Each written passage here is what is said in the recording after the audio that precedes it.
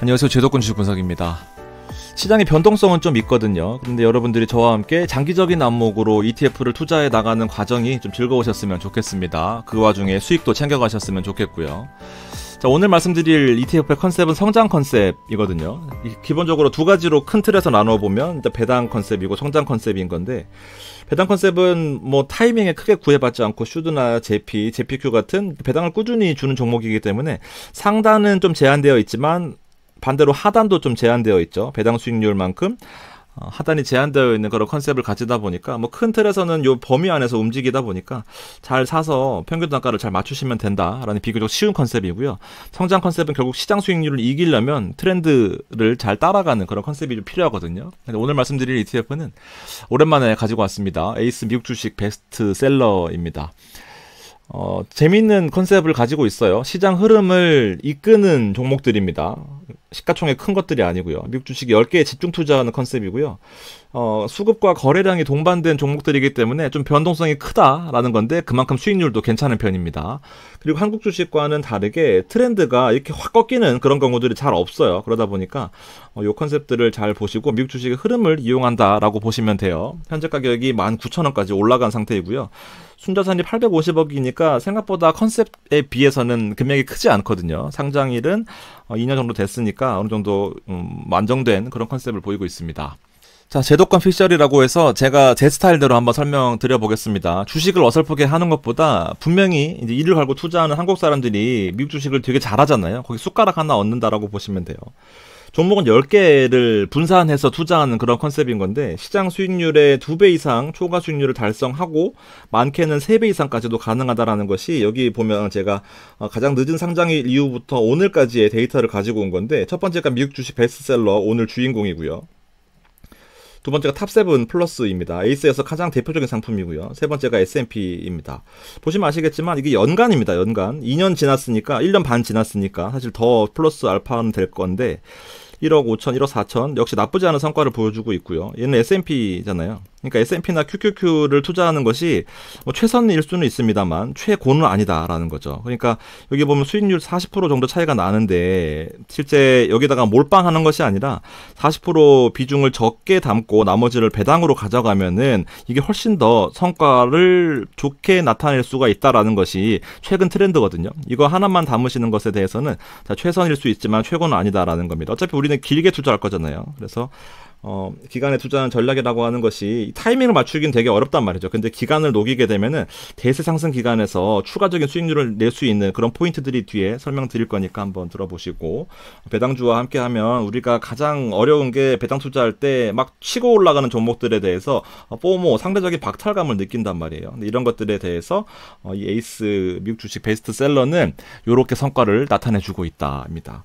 10,000원에서 지금 19,000원이거든요. 90% 수익률입니다. 상장한 지가 얼마 안 됐어요. 1년 반 됐는데 90%면은 여러분들 한번 고민해 볼 필요가 있다라는 거죠. 월별 수익률입니다. 참고로 계속 올랐잖아요.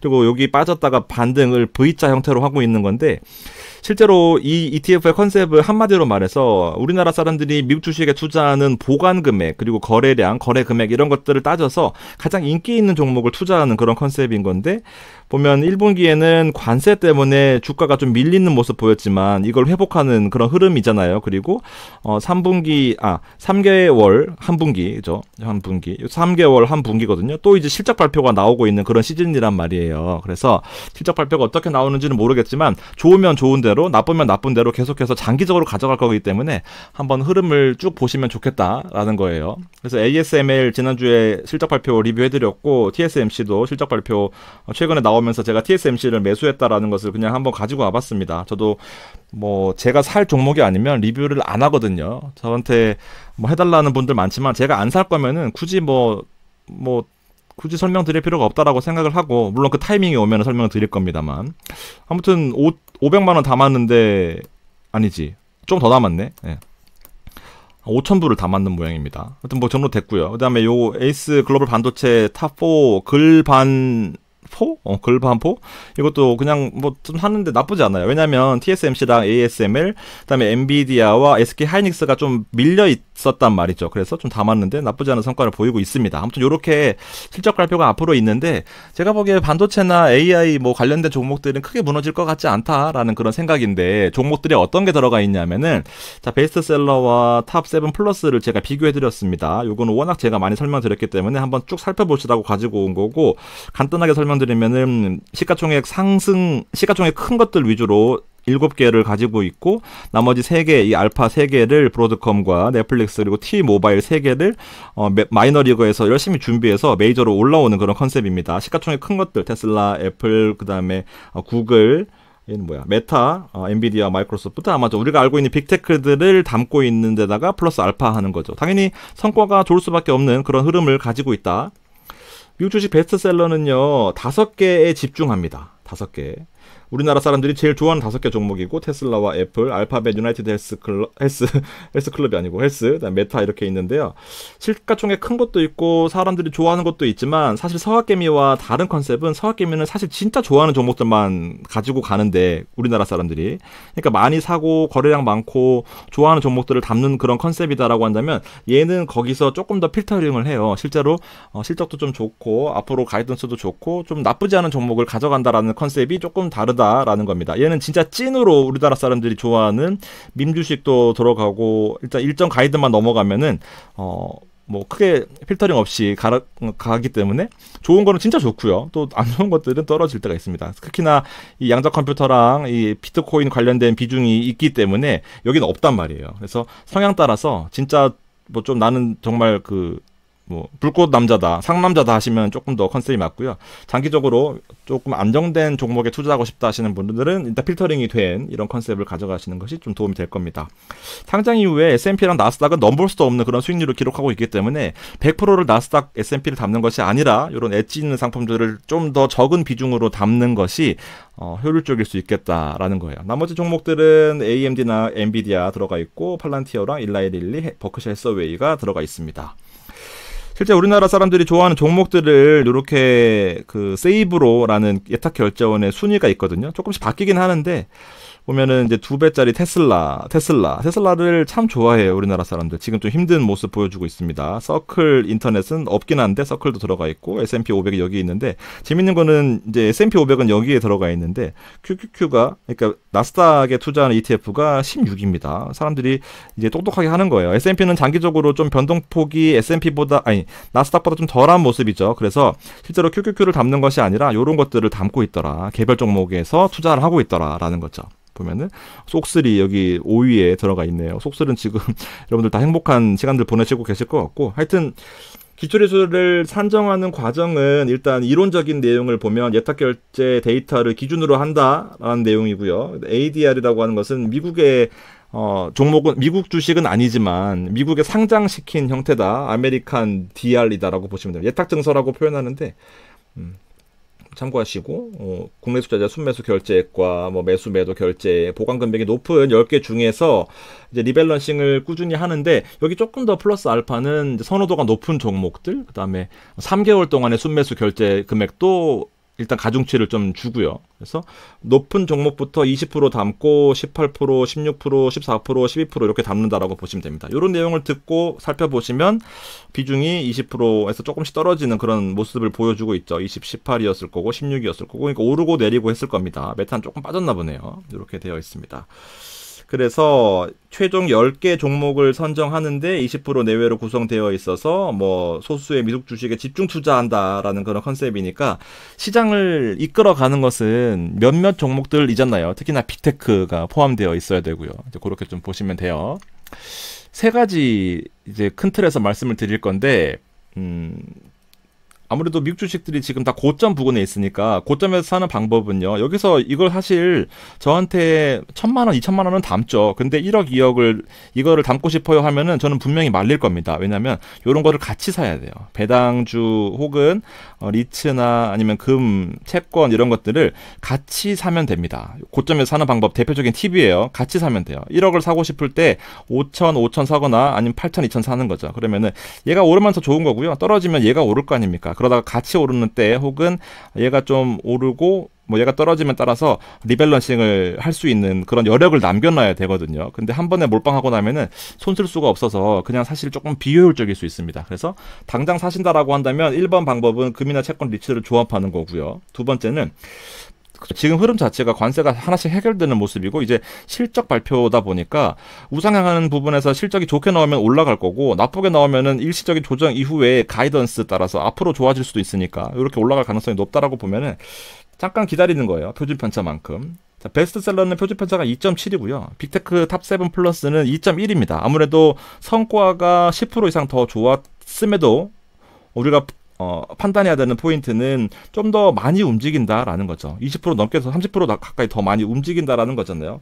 이 시그마라고 하는 이 표준 편차가 결과적으로 중심으로부터 얼마나 움직이는 폭이냐 결국 변동성인 건데 이 변동성에 대해서 숫자로 나타내 보면 데일리로 2.7%씩 움직인다라는 거 아니겠습니까? 많이 움직여요, 생각보다. 그래서 요거 빠질 때마다 매수를 하시는 거죠. 그러면은 여러분들이 똑똑하게 기준이 있는 분할 매수를 할 수 있겠다라는 그런 포인트로 정말 중요한 거고요. 리스크 관리할 때 쓰는 도구인데 이거를 역으로 매수할 때 사용하는 똑똑한 전략입니다. 나중에는 한 1, 2년 뒤면은 아마 다 이렇게 매수하실 거예요. 그러면 성과도 좋아질 거고요. 기준이 있다라는 게 진짜 크거든요. 이렇게 올라가는데 이렇게 떨어졌는데 얼마나 더 떨어질 것인가? 아니면 많이 떨어진 건가? 늘 고민되고 이게 고점인지 저점인지 늘 헷갈리잖아요. 근데 통계적으로 보면은 요 통계에서 벗어나는 구간이 이 하단폭의 최하단이다라고 보시면 됩니다. 조금 더 안정적인 모습 보여주고 있지만 둘 중에 선택은 여러분들이 하시면 돼요. 이런 자산은 반드시 필요합니다.